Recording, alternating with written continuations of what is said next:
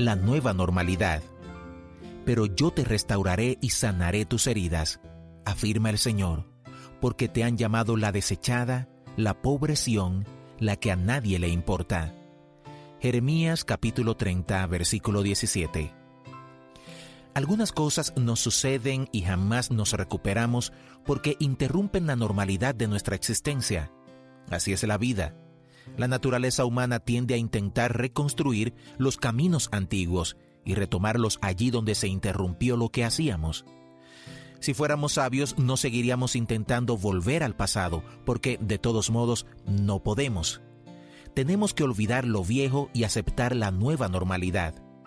Desperdicié mucho tiempo pensando en cuando estaba sano y no tenía limitaciones físicas. En mi mente reconstruía cómo debía ser mi vida, pero en realidad mi vida jamás volvería a ser la misma. Tenía que adaptarme y aceptar mis limitaciones físicas como parte de mi nueva normalidad. De niño solía sentarme en una gran alfombra marrón en casa de mis bisabuelos y escucharlos hablar de los viejos buenos tiempos. Después de oír varias historias pensaba, no eran tan buenos esos tiempos. Por lo menos los recuerdos que contaban no me parecían tan buenos. Quizá para ellos sí lo fueran o tal vez habían olvidado las cosas negativas de esos días. En algún momento de nuestra vida la mayoría de nosotros quiere volver a un tiempo más feliz, más sencillo, con más salud. No podemos, pero seguimos soñando sobre cómo era todo antes. Cuando tenía 20 y tantos años y era DJ, solíamos pasar música vieja y la gente que llamaba para pedir las canciones comentaba a menudo que la música de antes era mejor que la de ahora. La realidad es que en los viejos tiempos había música buena y mala, pero la mala desaparece rápido de la memoria, como sucede hoy también. Nadie jamás pedía música mala. Las buenas canciones hacían que los tiempos de antes parecieran excelentes, como si toda la música fuera grandiosa. En realidad, había música mala hace 30 o 50 años y realmente había mucha. Lo mismo sucede con las experiencias. Solemos olvidar las negativas y volver a recordar los momentos agradables. En verdad, nuestra memoria es selectiva y también no es el olvido. Una vez que entendí esa idea, decidí que ya no podía recapturar el pasado. Por mucho que intentara idealizarlo, esa parte de mi vida ya había pasado y jamás volvería a estar sano o ser fuerte. Lo único que podía hacer era descubrir una nueva normalidad. Sí, me dije, hay cosas que nunca podré volver a hacer. No me gusta eso y quizá lo detesto, pero eso no cambia la realidad. Cuanto antes haga las paces con esto y acepte las cosas tal como son, tanto antes podré vivir en paz y disfrutar de mi nueva normalidad. He aquí un ejemplo de lo que intento decir. A comienzos del año 2000 llevé a un grupo de universitarios a esquiar a Colorado. Esquiar es algo que siempre me gustó hacer. Como no podía participar, permanecí en la cabaña al pie de la colina y por la ventana los veía deslizarse por la nieve. Me invadió la tristeza y pensé, no tendría que haber venido. Fue un gran error, porque aunque estaba feliz por ellos, lamentaba mi incapacidad para volver a esquiar. Luego, por enésima vez, pensé en tantas otras cosas que ya no podría hacer. Como pastor principal, la mayoría de los adultos me saludaban a la salida de la iglesia. Muy bueno su sermón, solían decir. Por su parte, los niños se comportaban de manera distinta. Venían corriendo a traerme un dibujo pintado por ellos. Antes de mi accidente, me encantaba que los niños se agruparan alrededor de mí. Me arrodillaba y conversaba con ellos. Después de mi recuperación, ya no podía hacerlo ni mirar sus caritas sonrientes como lo hacía antes, diciendo, «Gracias por tu dibujo, me gusta mucho, de veras». Después de ocurrir mi accidente, lo mejor que podía hacer era inclinarme hacia adelante y hablarles. No parece gran cosa, pero para mí es un detalle importante. Nunca podré volver a agacharme. Tampoco podré arrodillarme para estar a la altura de un niño porque mis piernas ya no tienen esa capacidad. Aquí va otro ejemplo. Cuando voy a un restaurante de comida para llevar y ordeno desde el auto, ya no puedo alcanzar a tomar el vuelto con el brazo izquierdo. Tengo que voltearme y extender el brazo derecho. Puede parecer raro y hay gente que me mira y no lo entiende, pero no puedo hacer más que eso. Aunque ninguno de estos ejemplos es dramático, son recordatorios de cosas que damos por sentadas todos los días, que no las pueden quitar para siempre, de repente, y entonces cambiamos y ya no volveremos a ser como éramos antes. Durante el tiempo que estuve en el hospital, alguien me dio un artículo de una revista sobre un joven que había perdido la vista. Pasó por una etapa de gran amargura y depresión. Escribía que se sentía tan desmoralizado que un amigo que lo quería lo suficiente como para decirle la verdad, le comentó: «Tendrás que dejar atrás esto». Dejé de leer en ese momento y pensé: sí, suena como me sentía yo después del accidente. El artículo contaba que el amigo del joven ciego le dio instrucciones prácticas. Haz una lista de todas las cosas que todavía puedes hacer. ¿Qué clase de lista será esa?, respondió enojado el ciego. Hazlo por mí nada más. Escríbela si quieres, pero también puedes grabarla en un casete. Hablo de cosas simples como: puedo oler las flores. Que sea lo más larga posible. Cuando hayas terminado la lista, quiero verla u oírla. El ciego al fin accedió y enumeró todo lo que podía hacer. No sé cuánto tiempo transcurrió, pero cuando volvió su amigo, el ciego estaba en paz, sonriendo. «Se te ve mucho más animado que la última vez que estuve aquí», dijo el amigo. «Sí, lo estoy, y es porque estuve haciendo mi lista». «¿Cuántas cosas hay en ella?» «Hasta ahora unas 1000, más o menos». «Eso es fantástico. Algunas cosas son muy simples, ninguna es grande, pero hay miles de cosas que puedo seguir haciendo». El ciego había cambiado tanto que su amigo le preguntó: «Dime qué fue lo que te hizo cambiar». «Decidí hacer todo lo que puedo. Cuanto más lo pensaba, tantas menos limitaciones encontraba. Hay miles de cosas que puedo hacer y las haré durante el resto de mi vida». Después de leer ese artículo pensé: es justo lo que necesito, no lamentarme, llorar y recordar una y otra vez cómo eran las cosas o qué tenía y ya no tengo. Necesito descubrir qué tengo ahora, y no solo para celebrarlo, sino para reconocer que no soy inútil. Mientras seguía meditando en esta idea, me di cuenta de que tenía mucho más de lo que pensaba. Me había concentrado tanto en lo que había perdido que olvidaba todo lo que me había quedado, y no había visto las oportunidades que de otro modo quizá nunca hubiera probado. En el artículo, el joven ciego decía algo así como: «No voy a preocuparme por todo lo que no puedo hacer. Haré aquello que sí puedo hacer bien». Esas palabras sonaban sencillas. Leí ese artículo en el momento justo y las palabras me parecieron increíblemente profundas. Dios me había enviado el mensaje que necesitaba en el momento en que lo necesitaba. Era uno de esos momentos poderosos que me hacían decir: tengo que seguir con mi vida. Usaré y magnificaré al máximo lo que tengo. Me queda menos tiempo, pensé, pero a todos nos sucede lo mismo. Supongo que tengo mayor conciencia del tiempo por 2 razones. Primero, porque perdí una gran porción de mi vida a causa del accidente. Segundo, porque sé que no nos quedamos por mucho tiempo en esta tierra. Como dicen tantos himnos antiguos, en realidad somos como forasteros que estamos de paso. Es algo que todos sabemos a partir de la lectura de la Biblia y otros libros, pero esta nueva conciencia fue como el sonido de una alarma para mí. Además, sé que mis seres queridos me esperan a las puertas del cielo. Algunos días añoro por volver allí, pero también sé que tengo que esperar hasta que Dios me envíe otra vez a ese lugar. Los miembros de la Iglesia Bautista de South Park hicieron la mudanza de mi familia mientras estaba en el hospital. Habíamos estado viviendo en un pueblo llamado Friendswood, a unas 10 millas de la iglesia. No habíamos encontrado un lugar más cerca. Mientras estaba en el hospital, los líderes de la iglesia encontraron una casa, la alquilaron, empacaron todas nuestras cosas e hicieron la mudanza. Al salir del hospital, entré en una casa que nunca antes había visto.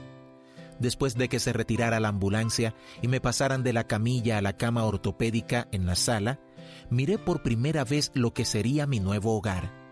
Me adapté pronto, porque durante mucho tiempo solo pude ver la sala, donde estaba mi cama. En algunos aspectos, la mudanza a la casa alquilada fue más difícil para mi familia que para mí. Yo percibía parte de los ajustes y los problemas que enfrentaba mi esposa durante mi enfermedad. Eva casi pierde su empleo porque había pasado tanto tiempo conmigo que ya había agotado sus licencias por vacaciones, enfermedad o días de capacitación. Otros maestros le donaron sus días de licencia por enfermedad para que ella pudiera estar conmigo. Sin embargo, con el tiempo, se acabaron también esas licencias donadas y tuvo que volver a su puesto de trabajo. Ella era nuestra principal fuente de ingresos. Los colegas de Eva en la escuela primaria Robert Louis Stevenson de Alvin la ayudaban corrigiendo, planificando lecciones, cubriendo sus clases cuando ella venía temprano a verme. Sus compañeros también le daban regalitos para nuestros hijos, de modo que siempre tuvieran algo que esperar. Ellos los llamaban cajitas sorpresas. Los maestros también venían a casa, junto con los miembros de la iglesia, a limpiar y traer comida. Si no hubiera sido por los maestros y la iglesia, Eva hubiera perdido su empleo y yo también. No obstante, a pesar de toda esa increíble ayuda, sacrificio y bondad, es un milagro para mí cómo ella y los niños pudieron sobreponerse a ese semestre de la primavera de 1989.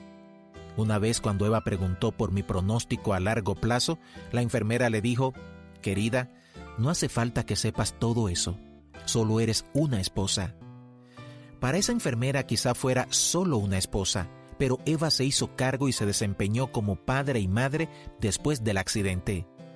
Siempre me había ocupado de las cuentas, el banco, el seguro y la mayor parte de los asuntos familiares. Ella no tuvo más opción que ocuparse de todo eso y lo hizo muy bien. Encontró fuerzas y un nuevo nivel de confianza. Dios le proveyó sabiduría para ayudarle a ocuparse de los asuntos de la familia. También aprendió a mantener la calma ante mis quejas y protestas por mi larga recuperación. La iglesia no dejó de pagarme, pero sabíamos que tenían derecho a hacerlo porque yo no estaba trabajando. Nunca hablamos sobre el dinero, pero era una posibilidad que pendía sobre nuestras cabezas. Cuando la corte halló culpable al estado de Texas por el accidente, la ley limitó esta responsabilidad a $250,000. Todo el dinero se fue en cuentas de hospital y $250,000 se esfumó delante de nuestras narices. Irónicamente, el fiscal general de Texas defendió al hombre que conducía el camión que me arrolló porque el acusado era un preso indigente. Por lo tanto, mis impuestos se usaron para defender al Estado y al hombre causante del accidente. ¿No es rara la vida a veces? Durante los 105 días que pasé en el hospital, Eva fue quien cargó con el peso mayor.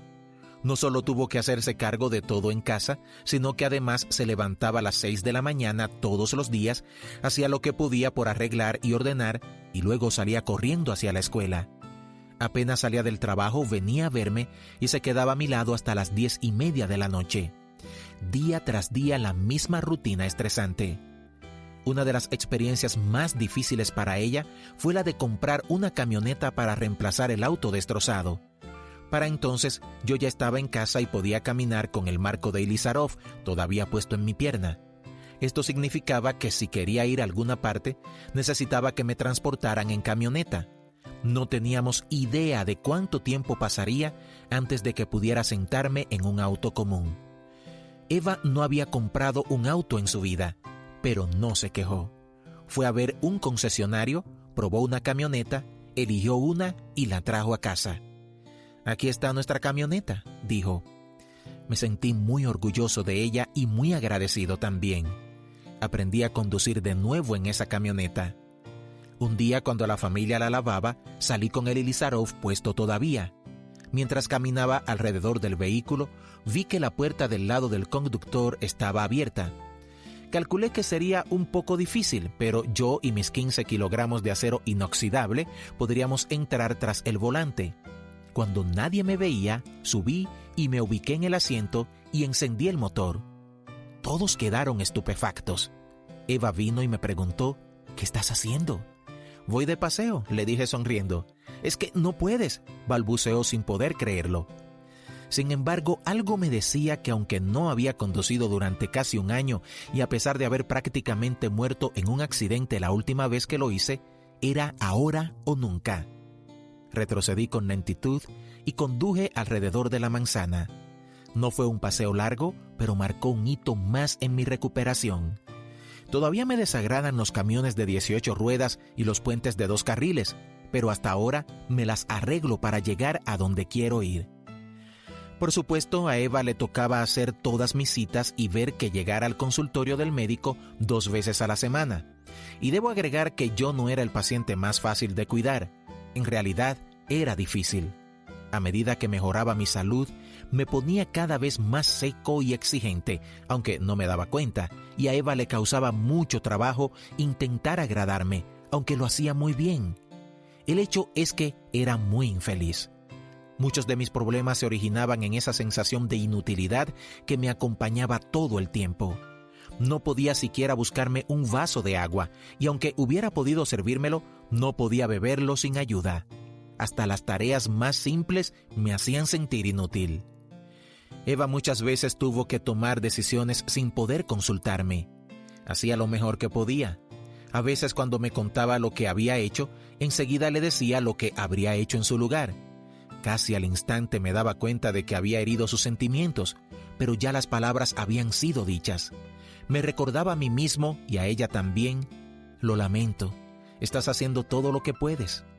También me recordaba que no importaba cómo hubiera hecho yo las cosas, el hecho es que no podía hacerlas. Aunque Eva no hablaba mucho entonces, más tarde me permitió leer su diario. Una de las anotaciones era: Don critica todo lo que hago, debe estar mejorando. Eso me resulta triste y gracioso a la vez. Sabía que estaba mejorando porque comenzaba a tomar decisiones una vez más. El deseo de estar activo para hacer las cosas era la vara con que medía mi recuperación. Yo parecía querer involucrarme más y cuestionar lo que sucedía. Solo deseo haber podido ser mejor paciente para hacerle la vida más fácil. La peor parte de mi convalecencia para la familia consistió en que tuvimos que despegarnos de nuestros 3 hijos. No eran huérfanos, pero vivieron con otra gente durante unos 6 meses. Los mellizos fueron a la casa de los padres de Eva en Luisiana. Sabía que no estaban contentos por tener que irse tan lejos. La distancia hacía que se sintieran aislados, separados, pero pudieron sobrellevarlo bastante bien. Todavía estaban en la escuela primaria y a esa edad probablemente no era tan difícil adaptarse a una escuela distinta. Nicole, que tenía 5 años más y en ese momento ya había cumplido 13, se mudó con la familia de su amiga y pudo permanecer en su escuela. Habría sido mucho más traumático para ella si hubiese tenido que mudarse. El accidente sucedió en enero y los niños no volvieron a casa para quedarse hasta el mes de junio. Me sentía muy mal por no poder proveer para nuestros hijos. Venían a verme los fines de semana cuando estaba en el hospital y esto era duro para ellos. Cuando me visitaron por primera vez, el psicólogo fue muy amable con ellos. Los llevó a una habitación y les mostró un muñeco de tamaño real con dispositivos similares a los que tenía en el cuerpo. Así les explicó lo que verían cuando entraran en mi habitación. Me alegro que lo hiciera, porque hasta algunos adultos que no tuvieron tal preparación se mostraron impresionados cuando me vieron por primera vez. Y en mis condiciones, yo interpretaba su reacción como de horror. Cuando los niños vinieron a mi habitación por primera vez, los 3 se acercaron todo lo posible para poder abrazarme. Me amaban y querían ver por sí mismos que estaba bien. Por supuesto, estaba apenas sobreviviendo, pero me hizo mucho bien verlos. El personal no les permitió quedarse mucho tiempo, y aunque me veía horrible, los chicos creyeron cuando les dije que me recuperaría. Cuando salieron, Eva volvió a entrar en la UCI. No recuerdo esto ni tampoco muchas otras cosas de esos días. Dice que la miré cubierto con la máscara de oxígeno y dije: tenemos los mejores niños del mundo. Nunca tuve la impresión de que nuestros hijos sintieran que les faltaba algo, pero sí siento a veces que se perdieron algunas experiencias con su padre. Cuando al fin salí y pude caminar, recuerdo haber intentado jugar a la pelota con los chicos, aunque sabía que no podría dar más de 1 o 2 pasos. Si uno de ellos le daba la pelota y la misma se iba lejos, no podía ir tras ella. Se sentían muy mal por esto. Sentí que mis limitaciones les impedían disfrutar del juego, así que dejamos de jugar. Aunque no lo dijeron, sabía que no querían verme tratando de correr o arriesgándome a tener una caída, a pesar de que muchas veces sí caía al suelo. Además, a ambos les gusta surfear, y antes del accidente yo iba con ellos. Después que pude caminar y conducir, hubo varias ocasiones en que los subí en sus tablas en la camioneta y los llevé al Golfo, pero no podía hacer nada con ellos, solo podía observar. Parecían entender, pero de todas formas era duro para mí. No dudo que hay cosas que mis hijos probablemente quisieran hacer, pero nunca las mencionaron para evitar ponerme en una situación en que tuviera que decidir si iba a lastimarme o no. Así que siento que a mis hijos les faltaron algunas cosas normales de los muchachos que van creciendo. Nicole, de niña, tenía ese apego por papá. Era nuestra hija mayor. Expresaba sus sentimientos de manera muy distinta a la de Joe, que es un chico muy emocional. Chris es el más desenvuelto, aunque es profundamente sensible y no muestra sus sentimientos con la misma facilidad que su hermano mellizo. Mientras escribí este libro, les pedí a mis hijos que me dijeran cómo el accidente les afectó a ellos y a la familia y de qué manera cambió la percepción que tenían de mí. Cuando sucedió el accidente en 1989, Nicole tenía 13 años. Esta es su respuesta. El mayor impacto sobre mi vida fue vivir lejos de mis padres durante varios meses. Viví con la familia Moulding de nuestra iglesia durante ese tiempo. El accidente me enseñó a apreciar a mi familia. Me siento muy cerca de todos ellos porque sé lo afortunada que soy al formar parte de una familia tan maravillosa. También siento que puedo ayudar a las personas en situaciones de crisis porque aprendí desde temprano a usar la oración y a los amigos para que me ayudaran a pasar por los momentos difíciles. Este incidente me hizo ver la vida de modo diferente. Desde muy joven pude ver que la vida es preciosa y que tenemos que aprovechar cada momento. Siento que nuestra familia se unió mucho a causa del accidente. También pienso que nos cuidamos de verdad y que haríamos lo que fuera el uno por el otro. Los chicos y yo tenemos un vínculo especial que no siempre se ve entre hermanos y hermanas. El accidente y la recuperación de papá nos enseñó a estar allí, unidos y dispuestos a ayudarnos. Mamá se hizo mucho más fuerte e independiente porque papá ya no podía ocuparse de las cosas como antes. Solo deseo que papá no tuviera que haber pasado por esto para que la familia se uniera tanto. Después de sus graves lesiones, vi por primera vez que era una persona vulnerable. Antes del accidente, me había parecido indestructible. Y a lo largo de los años he visto que el accidente le hizo ser todavía más fuerte. Quizá haya tenido lesiones físicas, pero es espiritual y emocionalmente la persona más fuerte que conozco. Haber pasado por lo que pasó y seguir siendo un siervo tan devoto y enamorado de Dios es algo que me asombra. Durante un largo tiempo estuve enojada a causa de lo ocurrido, pero maduré y vi que somos muy afortunados en tenerlo con nosotros todavía y también en ser tan unidos como familia. Si hubiera muerto en ese accidente, no sé cómo habría sobrellevado los momentos más duros de mi vida. Hay algo muy especial en que te aconseje alguien que ha estado en el cielo, que ha sobrevivido a innumerables cirugías y que ha vivido para contarlo. Suelo escucharlo con mayor atención ahora. Joe tenía 8 años en el momento del accidente y esta es su respuesta. Mi primer recuerdo es que vino una maestra amiga de mi madre a buscarnos. Cuando vi llorar a mamá supe que algo estaba muy mal. Recuerdo haber ido al hospital para ver a papá. Nos mostraron un muñeco que representaba tener las mismas lesiones que mi padre para prepararnos y que no nos asustáramos cuando lo viéramos. En realidad fue duro ver a papá así. No nos quedamos mucho, pero para mí fue bueno porque no me gustaba verlo de esa manera. Chris y yo tuvimos que ir a vivir con los abuelos en Luisiana. Al principio me pareció lindo, pero después empecé a extrañar a mi familia. Estoy en verdad contento de haber tenido a mi hermano mellizo conmigo. Todos los fines de semana íbamos de Bossier City a Houston. Eso ya no era novedad para nosotros al poco tiempo. Lo peor del accidente fue que mientras otros chicos iban de campamento o a pescar con sus papás, yo nunca viví esas cosas. Sigo pensando mucho en eso todavía hoy. A veces me siento un poco enojado o deprimido, como si me hubieran engañado. Pero en los últimos años sí fui de campamento y a pescar con papá. No sé si sabe lo feliz que me hace esto. A través de esta experiencia vi cuánta gente se preocupaba por mi familia y nos amaba. Si no hubiéramos tenido a Dios en nuestra vida, no sé cómo hubiéramos sobrellevado todo. Y he aquí la respuesta de Chris. Cuando tienes 8 años, tu padre es un superhéroe, es invencible. Cuando me enteré del accidente de papá, no pensé que era tan grave como luego supe que era. Mamá estaba muy mal cuando me dijo lo que había pasado y no podía ocultar sus lágrimas. Pero papá era fuerte y nunca lo había visto llorar. Hasta cuando lo vi rodeado de monitores de la UCI con la máscara de oxígeno e incapaz de hablar, esperaba que volviera a casa en una semana. No estuve allí para la mayor parte de las cirugías. Fui a vivir con los abuelos a los pocos días del accidente y veía a papá solo los fines de semana. En esos breves encuentros comencé a entender lo mucho que sufría tanto en cuerpo como en espíritu. Me fascinaron los aparatos de metal en su brazo izquierdo y su pierna, pero sabía que le causaban un inmenso dolor. Se veía tan agotado como si acabara de despertar o como si nunca pudiera dormir de veras. A veces me daba la impresión de que no quería que yo ni nadie estuviéramos en la habitación.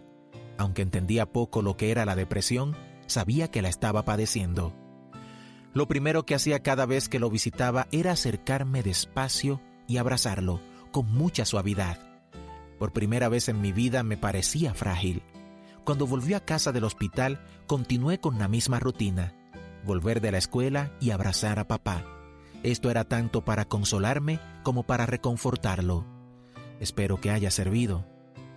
A medida que mi hermano Joe y yo crecíamos, la recuperación de papá iba progresando y nos interesamos más en los deportes y la vida al aire libre. Papá se esforzaba por unírsenos. Recuerdo haberme sentido terrible cuando tiraba la pelota demasiado lejos como para que la alcanzara. Tropezaba y a veces se caía. Debí tragarme mis lágrimas varias veces, y estoy seguro de que él lo hacía también. Sin embargo, desde el punto de vista emocional, papá en todo momento estuvo allí para mí. Siempre ha tenido un interés vital por lo que hacen sus hijos. Después de todo, creo que hacemos que su regreso del cielo valga la pena en ciertos aspectos. La familia se unió mucho como resultado del accidente de papá. Mamá empezó a ser quien tomaba las decisiones y nos disciplinaba durante su recuperación.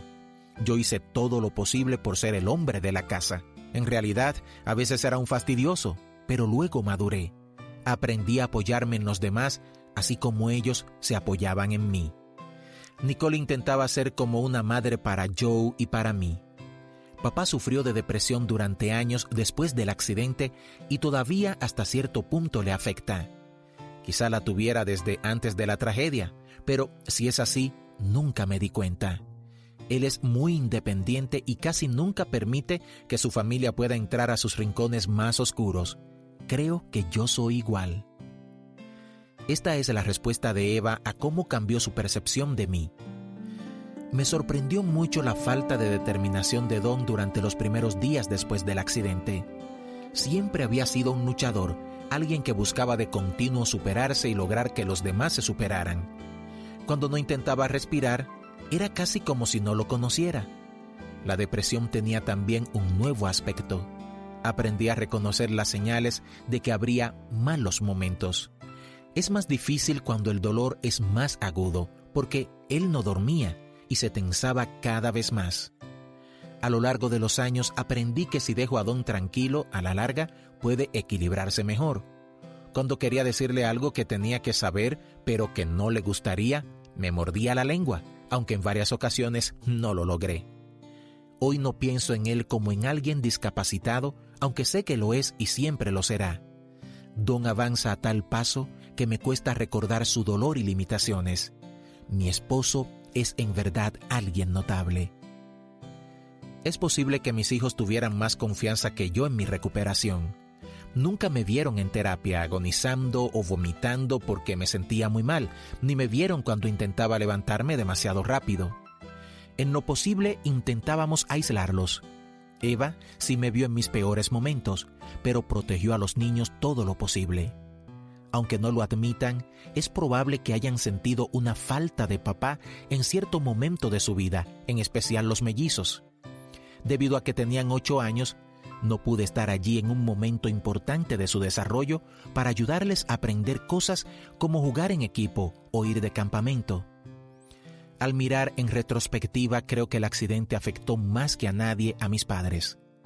En realidad estaban devastados. Soy el mayor de 3 hermanos y siempre habíamos sido muy sanos. Luego, de repente, cuando cumplí 38 años, ocurrió algo en lo que no me podían ayudar. Y esto les rompió el corazón. Durante mucho tiempo pensaron que quizá muriera. Mi papá era militar de carrera y mi mamá tuvo que aprender a ocuparse de casi todo. Pero cuando vinieron a verme en la primera semana de mi hospitalización, mamá se desmayó. Papá la atajó y la ayudó a salir de la habitación. No estaba preparada para verme en un estado tan lamentable. Estoy seguro de que nadie lo habría estado. Todavía hoy no sé si mi madre se ha recuperado del todo después de mi accidente. Pero hay 2 recuerdos entre muchas memorias maravillosas de la devoción de mis padres hacia mí. Primero, durante el verano que siguió al accidente, como si Eva no tuviera suficiente de qué preocuparse, decidió ir con los jóvenes de South Park al campamento de verano. Esa tendría que haber sido mi tarea si hubiese estado sano, pero Eva la tomó con buen ánimo y entusiasmo. Eso significaba que alguien tendría que quedarse conmigo mientras ella estaba ausente. Mi madre accedió con todo gusto. Así que llegó la semana del campamento de los jóvenes y Eva me dejó con mamá. Todos los días mi madre me preparaba la comida y yo estaba feliz de tenerla conmigo. Pero sí le temía las cosas cotidianas, como que mi madre tuviera que vaciar mis orinales o la cuña. Ahora sé que ella me había cambiado los pañales cuando era bebé, pero había pasado ya mucho tiempo desde la época de echarme talco. Recuerdo que la primera vez que tuve que dar de cuerpo y le pedí la cuña a mi madre, ella actuó como si fuera lo más natural del mundo. Cuando terminé me daba mucha vergüenza avisarle. Me ahorró la incomodidad al preguntarme si había terminado. Yo asentí nada más. Llevó la cuña al baño y luego oí uno de los sonidos más raros e inesperados. Después que entrara al baño y comenzara a limpiar la cuña, la oí cantar. A pesar de esta tarea, la más humillante que pueda realizar un ser humano por otro, cantaba mientras limpiaba la cuña. Era como si toda su maternidad estuviera contenida en ese momento.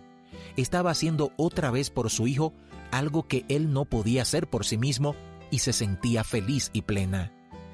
Atesoraré ese recuerdo porque define la devoción que solo puede tener una madre.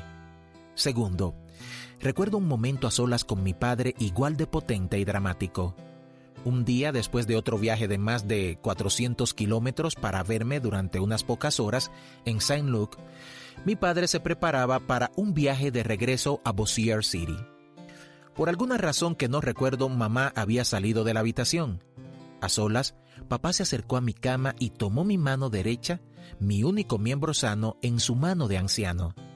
Se inclinó y me dijo con gran emoción y absoluta sinceridad: «Daría lo que fuera por cambiar de lugar contigo y pasar yo por esto».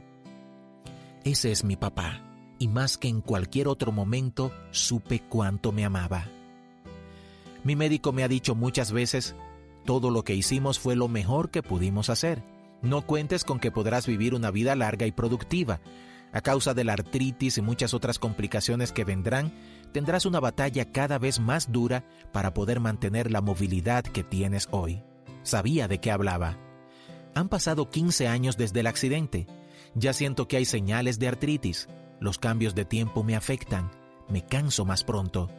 Puede ser en parte a causa de la edad, pero pienso que esto refleja el hecho de que tengo que usar mis piernas y rodillas no como Dios lo designó, sino como puedo. Aún hoy, mi rodilla derecha se hiperextiende de modo que si alguien viene por atrás y me palmea la espalda sin que lo espere, tengo que atajarme porque si no me voy hacia adelante. No puedo trabar la rodilla para mantener el equilibrio y no caer. He intentado minimizar esto diciendo: he caído en algunos de los mejores lugares de Texas, o estoy pensando en mandar a hacer algunas placas que digan: «Don se cayó aquí». Una vez dirigí una conferencia al aire libre en las colinas de Texas. El suelo era disparejo y yo avanzaba, pero de repente caí. No me lastimé, pero el primer día caí 3 veces. A pesar de todo lo que me hicieron, una de mis piernas es casi 3 centímetros más corta que la otra. Esto hace que mi columna se curve. La columna está comenzando a mostrar desgaste y también las articulaciones de la cadera. Mi codo izquierdo quedó tan destrozado que no puedo enderezar el brazo. Aunque los médicos hicieron todo lo que pudieron, incluyendo varias operaciones, el codo estaba fracturado por dentro y cuando lo unieron no pudo volver a extenderse. Según dice el médico, es una articulación muy quisquillosa. Una lesión como esta, según señala el doctor, no perdona. Una vez que el codo se destruye, es difícil reconstruirlo. Esto forma parte de mi nueva normalidad. Una vez, luego de visitar su consultorio, el doctor Tom Grader me invitó a su oficina privada. A pesar de que estaba muy ocupado, sentía que su interés por mí era genuino y hablamos de muchas cosas. Por capricho le pregunté: «Tom, ¿qué tan mal estaba cuando me trajeron esa noche del accidente?» Ni siquiera pestañeó. «He visto casos peores», dijo haciendo una pausa e inclinándose luego hacia adelante para añadir: «pero ninguno sobrevivió». He tenido que encontrar la forma de hacer las cosas como no las hacía antes. Sin embargo, estoy vivo y tengo la intención de servir a Jesucristo mientras viva. Pero ya sé que hay delante de mí, esperándome. Estoy listo para dejar esta tierra en cualquier momento.